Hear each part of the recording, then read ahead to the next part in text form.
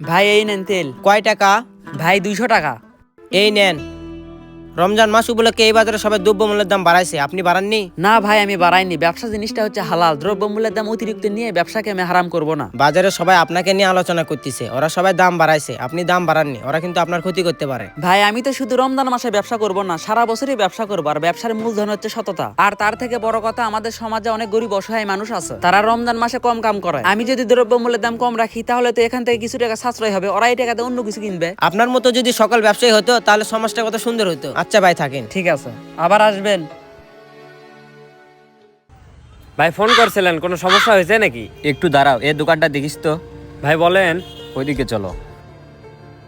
আমি তো একটা বিপদে পড়ে গেছি। ভাই আপনি আবার কি বিপদে পড়লেন? তুমি তো জানো আগামীকাল থেকে রোজা, তাই আমরা বাজারের ব্যবসায়ীরা একটা সিদ্ধান্ত নিছি। ভাই কি সিদ্ধান্ত নিছেন? তুমি তো জানো রমজান মাসে পরিবারে একটু বেশি খরচ হয়, তাই আমরা বাজারের ব্যবসায়ীরা সিদ্ধান্ত নিছি দ্রব্যমূল্যের দাম একটু বাড়িয়ে দেবো।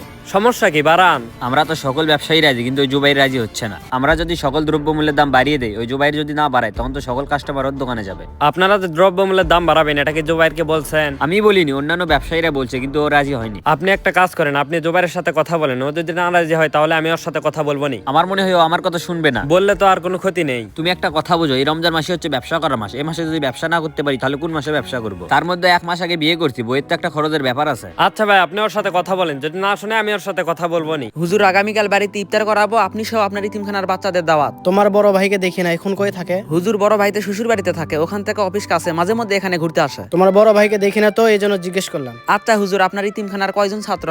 এই 7-8 জনের মতো। আগামীকাল আসরের নামাজ আমাদের এখানে এসে পড়বেন। ঠিক আছে। আসসালামু আলাইকুম। ওয়ালাইকুম আসসালাম। ভাই আপনার দোকানে গেছিলাম, দেখলাম আপনি নাই। আমিও তো তোমার বাসায় যাচ্ছিলাম। আমার বাসায় যাচ্ছিলেন কেন? তোমাকে আমি যেসব কথা বলবো, আশা করি তুমি আমার কথা রাখবে। হ্যাঁ ভাই বলেন। তুমি তো জানো আমরা বাজারের সকল ব্যবসায়িকরা মিলে একটা সিদ্ধান্ত নিছি যে এই রমজান মাসে আমরা দ্রব্যমূল্যের দাম বাড়িয়ে বিক্রি করব। ভাই এইসব আমাকে কেন বলছেন? তোমার জন্যই তো আমরা বাড়িয়ে বিক্রি করতে পারছি না। আমরা যদি দাম বাড়িয়ে বিক্রি করি তাহলে তো সকল কাস্টমার তোমার দোকানে যাবে। এই 1 মাস অন্তত আমাদের সাথে মিলেমিশে ব্যবসা করো। ভাই আপনিও বলতেছেন এই রমজান মাসটা হচ্ছে রহমতের মাস, এই মাসে আপনি নিজেকে শুধরে নেবেন, তা আপনি খারাপ কাজে লিপ্ত হচ্ছেন। আপনি তো সারা বছরে ব্যবসা করেন, এই রমজান মাসে দ্রব্যমূল্যের দাম একটু কম নিলে হয় না? ভাই একটা জিনিস চিন্তা করছেন, মানুষের পাশে দাঁড়ানোর ভাগ্য কয়জনেরই বা থাকে? এই রমজান মাসে আপনি প্রত্যেকটা জিনিসের উপর কম লাভ করেন করে মানুষের পাশে থাকেন। মানুষ কিন্তু সারা জীবন বাঁচে না। এই যে আপনি আমার সামনে দাঁড়িয়ে আছেন, কথা বলতেছেন, কিছুক্ষণ পরে যে কথা বলবেন এর তো কোনো গ্যারান্টি নাই। যতদিনই বাঁচবেন হালাল পথে থাকার চেষ্টা করেন। যাই হোক ভাই, আমার জায়গা থেকে আমি ঠিক থাকবো। যে কারণে আপনার বাড়িতে যাচ্ছিলাম, আগামীকাল আমাদের বাড়িতে ইফতার করাবো, আপনার দাওয়াত, আশা করে আসবেন। থাকেন। কিছু বললে অ্যাক্টিভ জ্ঞান দেয়। ওকে আমি এত ভালো করে বোঝালাম, ও তো আমার কথা শোনে না, উল্টে ও আর আমাকে জ্ঞান দেয়। ও আপনাকে কি বলছে ভাই? ও আমাকে বলছে আমি আমার পথে ঠিক থাকবো, আমি হারাম পথে যাব না। বুঝতে পারছি, ওর সাথে আমাকে কথা বলা লাগবে। শোনো, গায়ে হাত দেবা না, শুধু ওকে ভালোভাবে বোঝাবা। শোনেন ভাই, এটা আধুনিক যুগ, ভালোভাবে বললে কেউ শোনে না। একটু যদি দেই না তাহলে এমনি কথা শুনবে। আচ্ছা তোমার যেটা মনে হয় সেটা করো। ঠিক আছে ভাই, আমি গেলাম। ভাই দাঁড়ান।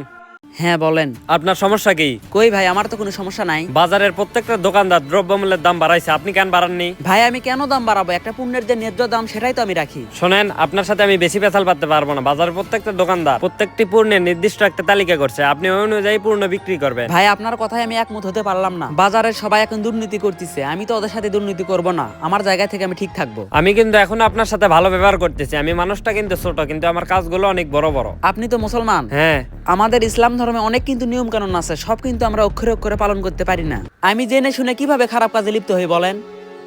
ইসলামের দৃষ্টিতে ব্যবসায় পণ্যের দাম অতিরিক্ত নেওয়া জায়েজ নয়। ইসলামী শরিয়া অনুযায়ী ব্যবসায় লাভ করতে হবে ন্যায্য এবং শরিয়া সম্মত উপায়ে। অতিরিক্ত লাভ নেওয়া হারাম, কারণ এটা অন্যের অধিকার ক্ষুণ্ণ করে। নবী মোহাম্মদ সাল্লাল্লাহু আলাইহি সাল্লাম বলেছেন, যে ব্যক্তি কারো অধিকার আত্মসাৎ করবে সে কিয়ামতের দিনে তার বিরুদ্ধে সাক্ষী দিবে। আমরা কিন্তু এই দুনিয়াতে সারা জীবন বাঁচবো না। এই যে আমরা দুনিয়াতে যে কর্মকাণ্ড করে বেড়াবো না, সেটা কিন্তু এক সময় গিয়ে হিসাব দেওয়া লাগবে। আপনারা আমাকে যাই বলেন না কেন, আমার জায়গা থেকে আমি ঠিক থাকবো। রমজান মাসে কিছু অসাধু ব্যবসায়ীরা দ্রব্যমূল্যের দাম বাড়িয়ে দিবে। এই রমজান মাসকে ব্যবসার মাধ্যম হিসেবে নেবেন না। রমজান মাসে সীমিত পরিমাণ লাভ করুন। ভিডিওটি ভালো লাগলে কমেন্ট বক্সে সুন্দর একটি মন্তব্য করে যাবেন। দেখা হবে পরবর্তী ভিডিওতে। সবাই ভালো থাকবেন।